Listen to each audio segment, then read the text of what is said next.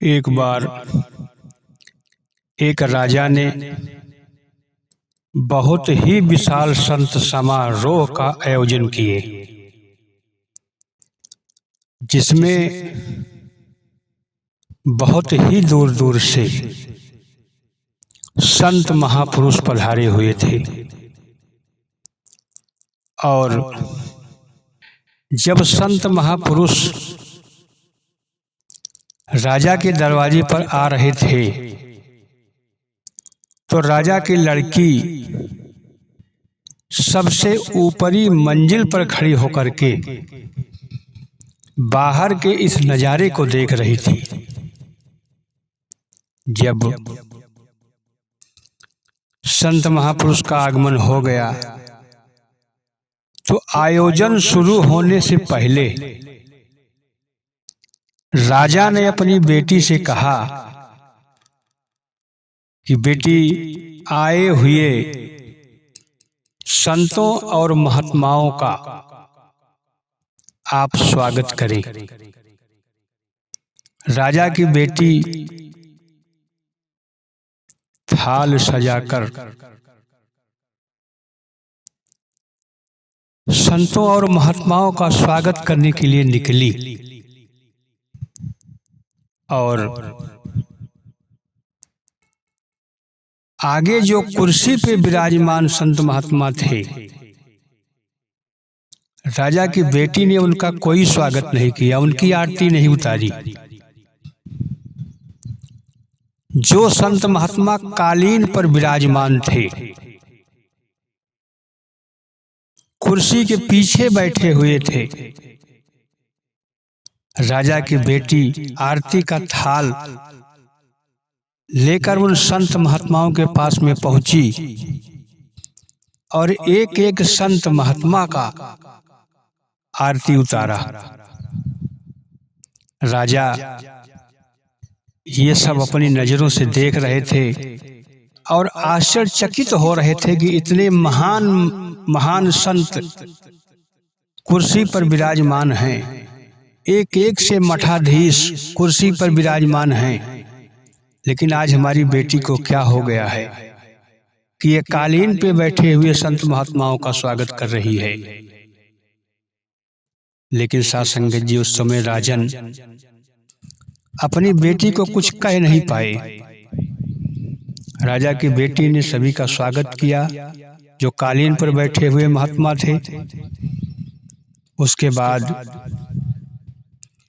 संत समारोह का जो आयोजन किया गया था जब समाप्त हो गया, सभी संत महापुरुष अपने अपने घरों को चले गए, तो राजा ने नाराजगी अपनी बेटी के सामने जाहिर किया कि बेटा, इतने महान महान संत कुर्सी पर बैठे हुए थे, एक एक से मठाधीश थे, लेकिन आपने उनका स्वागत क्यों नहीं किया? कालीन पर बैठे हुए ही संत महात्माओं का स्वागत क्यों किया? तो उसने कहा, पिताजी, अब तो इसे साबित करने के लिए आपको फिर से संत समारोह का आयोजन करना पड़ेगा। अब राजा बड़े ही असमंजस में थे कि फिर से संत समारोह का आयोजन करके हमारी बेटी क्या सिद्ध करना चाहती है।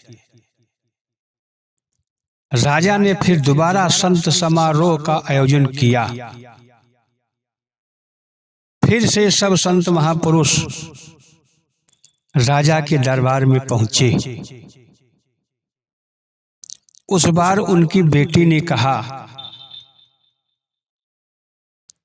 कि मैं आरती के माध्यम से संत महात्माओं का स्वागत नहीं करूंगी, फूलों के हार के माध्यम से संत महात्माओं का स्वागत करूंगी। राजा ढेर सारे फूलों के हार मंगा करके रखे थे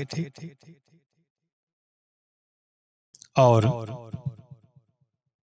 जब संतों और महापुरुषों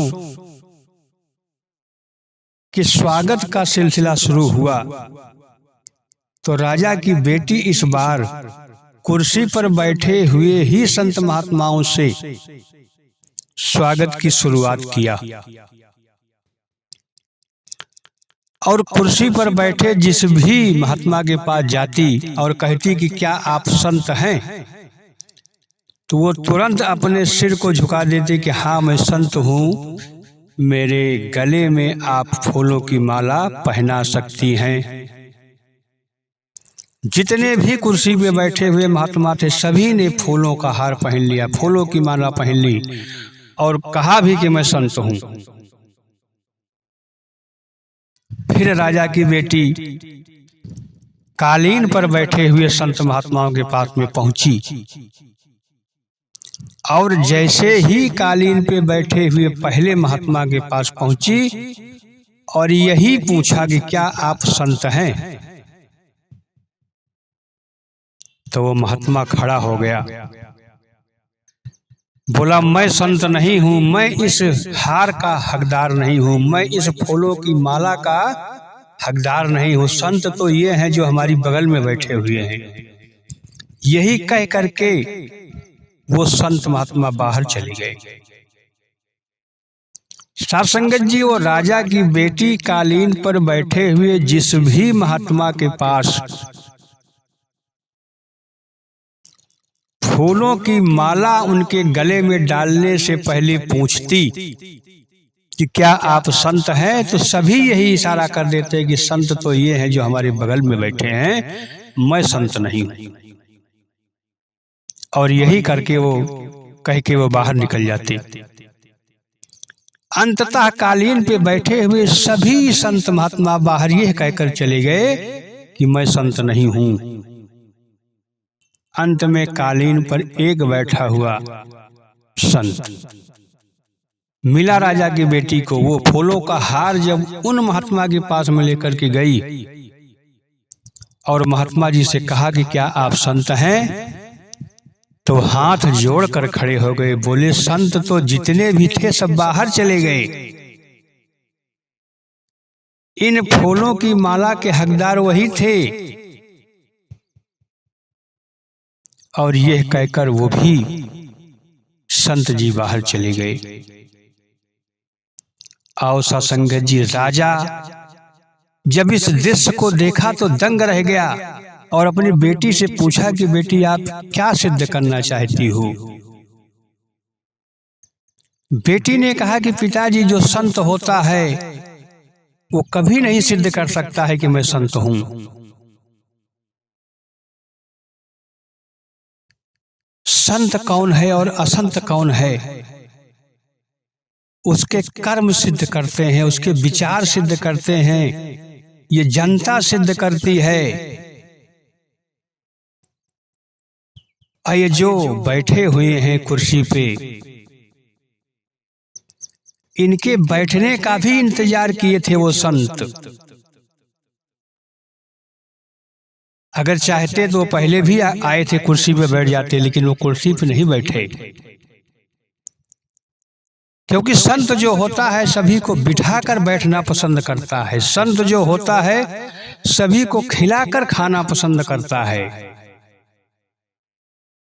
तो वास्तव में आप जिसे संत कह रहे हो वो संत नहीं है, जिसे आप मठाधीश कह रहे हो ये मठाधीश नहीं है। वास्तविक संत तो वही थे जो सामने वाले को संत मानकर उनकी पूजा करते हैं, जो सामने वाले में परमात्मा को देखकर उनको नमन करते हैं, वंदन करते हैं, उनके चरणों में झुकते हैं। और जो भी अपने आप को संत मान लिया हो तो अहंकारी हो जाता है,